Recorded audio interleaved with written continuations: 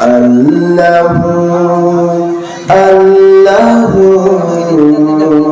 কি যে মধুর নাম, ধরার তামাম মনি মুক্তাই পান্না হেরা সোনা দানাই হয় না তাহার দাম।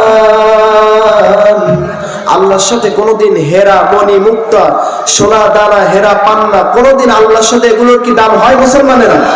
ধরার তামাম মনি মুক্তাই পান্না হেরা সোনা দানাই হয় না তাহার দাম।